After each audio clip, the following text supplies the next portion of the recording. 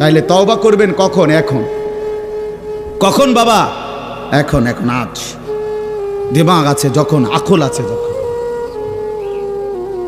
বুঝ আছে যখন। আল্লাহ আমাদেরকে বুঝার তৌফিক দান করেন। ওয়ালতাফাতিস সাকু বিসাক, আল্লাহ বলেন নাফরমান তখন ভয়ে আর আতঙ্কে মালাকুল মউত তাকে টেনে বের করছে। আজরাইল এসে সামনে দাঁড়ানোর সাথে সাথে নাফরমান এই পরিমাণ ভয় পেয়ে গেছে। ওয়ালতাফাতিস সাকু বিসাক, দুইটা পায়ের গোসা, মানে পায়ের গোসা বোঝেন না, গোড়ালি নিচের অংশ আর কি, জুতা পরি আমরা যেটা, এই গোসা আল্লাহ বলেন এক গোসার সাথে আরেক গোসা, মানে দুই পাও এইভাবে মিল্লা গেছে। এটা যে একটু নড়াবে, একটু একটার উপর একটা উঠাবে অথবা কদ্দুর সরাবে, ভয়ে আতঙ্কে আল্লাহ বলেন নাফরমান এটাও ভুলে যাও।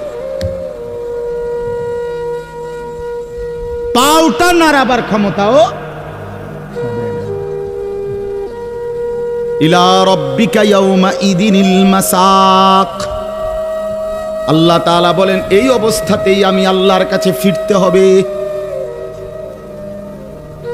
ফিরতে হবে। মৃত্যুর ভীষণ বড় যন্ত্রণা হবে। অর্থাৎ এখানে ফেরেশতা প্রথম তো টান দিবে, ফুলের মতো ছিঁড়া ফেলবে। ফুল যেভাবে গাছ থেকে ছিঁড়ে ফেলে, কলিজা থেকে রূহ তো ছিঁড়ে ফেলবে, কণ্ঠনালীর কাছে আটকায়া যাবে। তখন সে বারবার চেষ্টা করবে নিজের রূহ ফেরত নিতে, কিন্তু ফেরত নিতে পারবে না। আল্লাহ তাআলা বলেন মৃত্যুর মারাত্মক সাকরাতুল মউত তখন শুরু হবে, ভীষণ যন্ত্রণায় শরীর পাওটাও নাড়াইতে পারবে না। এই অবস্থাতেই, এই জোরাজুরি টানাটানি অবস্থার মধ্যেই তাকে আল্লাহর কাছে ফিরতে হবে। এবার আল্লাহ শেষ কথা বলে, এবার শুনো বান্দা, এই নাফরমানের মৃত্যু যন্ত্রণা এতটা ভয়ানক কেন হলো এই লোকটার? আল্লাহ তাআলা বলেন ফালা, ওই ভাই ছেলেরা শোনো, ভাই আবার শোনো, যা এই ধমকাইছি, খোদার কসম দুশ্মনী নিয়ে ধমকাই নাই, তোমার সাথে কোনো বিদ্বেষ নিয়ে ধমকাই নাই, কলিজা বড়া এটুকু ফিকির নিয়েই বলি যে এক ছেলে বদলে যাক, একটা নওজোয়ান বদলে যাক, সারা দিনের চিৎকার চেঁচামেচির দ্বারা, এই দিবানিশির এই বলার দ্বারা যদি একটি বাচ্চাও, একটা ছেলেও, একটা কিশোর, একটা যুবক, একটা তরুণ, একটি মুসলমানের মা মেয়ে যদি বদলায়, হতে পারে ওই একজনের উসিলায় আল্লাহ আমাদেরকে মাফ করে দেবে। এই আশায় ভাইয়া, এই আশায় যুবক ভাইয়া, তোমরা ইসলামের দিকে ফেরা দরকার, তোমরা আল্লাহর দিকে ফেরা দরকার। চারিদিকে সারা পৃথিবী জুড়ে সমস্ত ষড়যন্ত্র ইসলামের বিরুদ্ধে, মুসলমানের বিরুদ্ধে। তোমরা দেখছো ভাইয়া, গাজার মধ্যে মুসলমানের রক্তে ভাসতেছে, ফিলিস্তিনে মুসলমানের রক্তে ভাসছে, আজ আবার লেবাননে মুসলমানের রক্তে জমিন ভেসে গেছে। এত রক্ত প্রতিদিন মুসলমানের ঝরছে, এরপরও কেমনে নামাজ না পইরা থাকো? এরপরও কেমনে দুশ্মনের মতো চলাফেরা করো? কার মতো চুল সাজাইলা, কার মতো জামা পরলা, কার মতো নিজেকে পরিচয় দিলা? যেই বেঈমানদের সাথে তোমার চুল, জামা, শরীর, প্যান্ট, কথাবার্তা মিলাইছো, খোদার কসম ওরা তো প্রতিদিন মুসলমানের রক্তে জমিন ভাসায় দিচ্ছে, প্রতিদিন ভাসায় দিচ্ছে।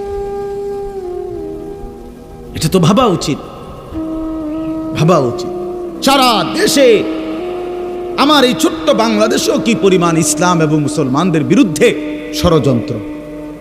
আমি গত আগস্ট মাসে উত্তরবঙ্গ ছিলাম, 40 দিন দাওয়াত ও তাবলীগের সফরে, আল্লাহর রাস্তায় মেহনতে 40 দিন এক চিল্লা সফরে ছিলাম। জুলাই মাসের 31 তারিখ থেকে সেপ্টেম্বরের 9 তারিখ পর্যন্ত।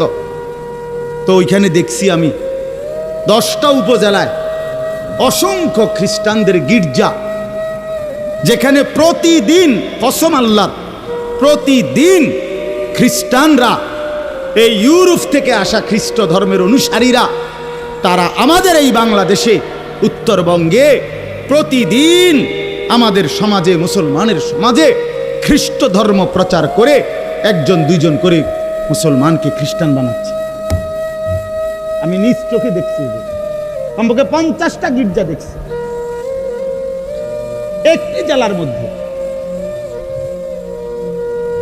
40 দিন 26 জন সাথী দাওয়াত ও তাবলীগের নিসবতে রাত দিন আলহামদুলিল্লাহ আল্লাহ করাইছে, মেহনত করছে। 16 জন আলেম ছিল আমাদের জামাতে। 40 দিন পরে আলহামদুলিল্লাহ কাকরাইলে যখন আমরা এই দিনাজপুর এক জেলা থেকে জামাত বের হইছে, আল্লাহই করাইছেন আল্লাহর দয়ায়। পরবর্তীতে আমাদের এই জামাত আমরা নিয়ে আসছি। 40 দিনের জন্য আবার বের হইছে শুধু দিনাজপুরের আমরা যেটুকু অঞ্চলে মেহনত করছি ওইটুকু থেকে 950 মানুষ, 63টা জামাত। আলহামদুলিল্লাহ আল্লাহ করাইছে, আল্লাহ করাইছে। তো এজন্য বললাম প্রতিনিয়ত আমাদের পার্বত্য চট্টগ্রামের হালাত খবর নেন কি হচ্ছে। একদিন ঘুম থেকে শুনবেন উঠে পার্বত্য চট্টগ্রাম আর আমাদের কাছে নাই। গোটা বাংলাদেশে, পুরা বাংলাদেশ যত বর্গ মাইল, এর 3 ভাগের 1 ভাগ হলো পার্বত্য চট্টগ্রামের 3টা জেলা। বুঝেন নাই কথাটা আমার? সারা বাংলাদেশের আয়তন যেদূর, এটা যদি 3 ভাগ করে, শুধু 3 জেলা রাঙ্গামাটি, খাগড়াছড়ি, বান্দরবন, পার্বত্য চট্টগ্রামের এই 3 জেলাই 1/3 বাংলাদেশে। বুঝেন হিসাব? হ্যাঁ, পুরা উত্তরবঙ্গ প্রতিদিন কাফের কাদিয়ানি, প্রত্যেক দিন তারা মুসলমানদেরকে কাদিয়ানিতে বানানোর জন্য তাদের কার্যক্রম করছে। অসংখ্য মানুষ, অথচ সারা পৃথিবীর মুসলমানের কাছে, ওলামায়ে কেরামের কাছে, সারা পৃথিবীর মুসলমানের কাছে একথা স্পষ্ট অকাট্য যে কাদিয়ানিরা 100 কাফের, 100 কাফের, 100 কাফের, 100% কাফের। কাদিয়ানি একটি ভিন্ন ধর্ম, ইসলাম একটি ভিন্ন ধর্ম। ইসলাম এবং কাদিয়ানিয়াত এক ধর্ম হইতে পারে না, এক ধর্ম হইতে পারে। প্রকাশ্য কাফের, প্রকাশ্য কাফের। জানো না মিয়া, এই বেঈমানরা নিজেদেরকে আহমদিয়া মুসলিম বলে। কিসের আহমদিয়া মুসলিম? তুই বেটা, মুসলমান তো মুসলমান। কোরআনে আল্লাহ বলছেন হুয়া সাম্মাকুমুল মুসলিমিন। আল্লাহ তাআলা বলছে তোমাদের নাম তোমাদের পিতা ইব্রাহিম রেখেছেন মুসলমান। আবার আহমদিয়া মুসলমান কিতা? আলগা শব্দ লাগালে কেন? মুসলমান তো মুসলমানই, এটার লগে আবার আলগা টাইটেল লাগানোর কি দরকার আছে? সাদা মুসলমান, কালা মুসলমান, হ্যাঁ চিটেঙ্গা মুসলমান, এটা কিতা? এটা কোনো দরকার আছে নি? আপনি বলেন না, মুসলমান তো মুসলমান। ওয়ামান আহসানু কাওলাম মিম্মান দাআ ইলাল্লাহ ওয়া আমিলা সালিহান ওয়া ক্বালা ইন্নানি মিনাল মুসলিমিন। এই যে আল্লাহ বলছে সর্বোত্তম মানুষ, সর্বশ্রেষ্ঠ মানুষ হলো 3 ব্যক্তি। 1 নম্বরে যে মানুষকে আল্লাহর দিকে ডাকে, 2 নম্বরে যে যাবতীয় নেক আমল করে, 3 নম্বরে সর্বদাই যে নিজেকে মুসলমান পরিচয় দেয়। কি পরিচয় দেয়? আমি মুসলমান, নাকি আমি ঢাকাইয়া মুসলমান, আমি মুসলমান, খাস খালাস। আল্লাহ আমাদেরকে মাফ করে দেন। আমার ভাই, আমার ছেলেরা, আমার নওজোয়ানরা ফেরা দরকার। ইসলামের জন্য জান বাজি না রাখলে, আল্লাহর দ্বীনের জন্য আমরা ফিকির না করলে, নিজের ঈমান, নিজের ইসলাম, নিজের আমল, নিজের আখলাক সুন্দর না করলে ভাইয়া পারতা না। স্লোগান দেওয়া আর জীবন দেওয়া এক কথা না। স্লোগান দেওয়া সহজ ভাইয়া, তো দুশ্মনের মোকাবেলায় দাঁড়ানো কঠিন, কঠিন। এই জন্য ভাই, নিজের কলিজার ভিতরে যদি ঈমান না থাকে, আখিরাতের ফিকির না থাকে, কপালে যদি সেজদা না থাকে, তুমি কাফেরের মোকাবেলায় দাঁড়াইতে পারত না, মাহাদির পক্ষে থাকতে পারত না, দাজ্জালের বিরুদ্ধে লড়তে পারত না। আল্লাহ আমাদের প্রত্যেকটা যুবককে মাহাদির সৈনিক বানিয়ে দেন। শেষ কথা হলো এটাই বলতেছিলাম, কেন মৃত্যু যন্ত্রণা হবে, জান কবজের কষ্ট হবে কার? আল্লাহ বলেন কেন? এই ফালা সাদ্দাকা ওয়ালা সাল্লা। আল্লাহ বলেন কারণ হলো সে আমি আল্লাহর কথায় বিশ্বাস করে নাই, আমি আল্লাহর উপরে বিশ্বাস করে নাই, এবং ওয়ালা সাল্লা 5 ওয়াক্ত নামাজ আদায় করে নাই। এজন্য ভাইয়া, যার ঈমান নাই তার মৃত্যু যন্ত্রণা হবে, যার নামাজ নাই আল্লাহ বলছে সে ভীষণ কষ্ট পাবে মৃত্যুর সময়, আর বাকিটা তো আছে। ওয়ালাকিন কাযযাবা ওয়া তাওয়াল্লা, বরং সে আমি আল্লাহর উপরে মিথ্যা আরোপ করেছে, ঈমান আনে নাই। ওয়া তাওয়াল্লা, আমার প্রতিটা হুকুম থেকে মুখ ফিরাইয়া নিছে। আল্লাহ বলেন সুম্মা যাহাবা ইলা আহলিহি ইয়াতামাত্তা, আমার নাফরমানি করছে, আমার বিরুদ্ধাচরণ করছে, আমার হুকুমের উল্টা করছে, অথচ এর পরেও স্ত্রী সন্তান পরিবারের মাঝে গর্ব কইরা অহংকার কইরা আনন্দ ফুর্তিতে জিন্দিগি কাটাইছে। সিটারি, বাটপারি, অন্যায়, দুর্নীতি, অনিয়ম, নামাজ নাই, বন্দিগি নাই, হালাল হারামের পার্থক্য নাই, এরপরেও গড় সংসার বউ বাচ্চার মধ্যে এভাবে চলছে, মনে হয় যেন কোনো টেনশনই নাই।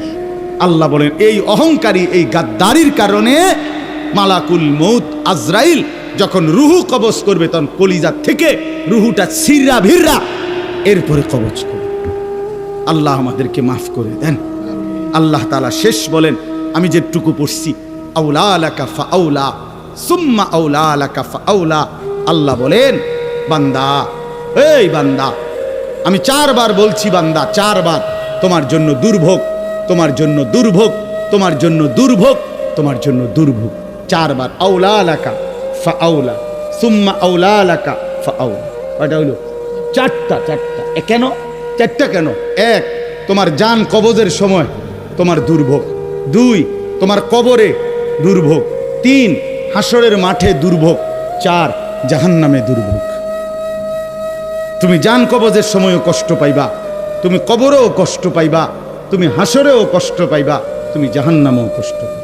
আউলা লাকা ফাআউলা সুম্মা আউলা লাকা ফাআউলা। আয়াহসাবুল ইনসানু আন ইউতরাকা সুদান। আল্লাহ তাআলা বলছে, মানুষ তুমি কি ভেবেছো আমি তোমাকে এমনি এমনি ছেড়ে দেব না? কি ভাবছো? এমনি এমনি অনর্থ, কোন উদ্দেশ্য ছাড়াই আমি তোমার এমনি বানাইছি না। বান্দা ফাহাসিবতুম আন্নামা খালাকনাকুম আবাতান। আল্লাহ তাআলা বললেন, বান্দা তুমি কি এই ভেবেছো আমি তোমাকে বেহুদা বানাইছি? এ খাইবার ফুর্তি করবা, নাচবা গাইবা? না ভাই, আল্লাহ তাআলা আমাদের প্রত্যেককে ঈমান দান করেন, তাকওয়া দান করেন, গুনাহ থেকে বাঁচবার মতো হিম্মত দান করেন। আল্লাহ তাআলা আমাদের প্রত্যেককে 5 ওয়াক্ত নামাজ জিন্দেগি সুন্দর করার তৌফিক দান করেন।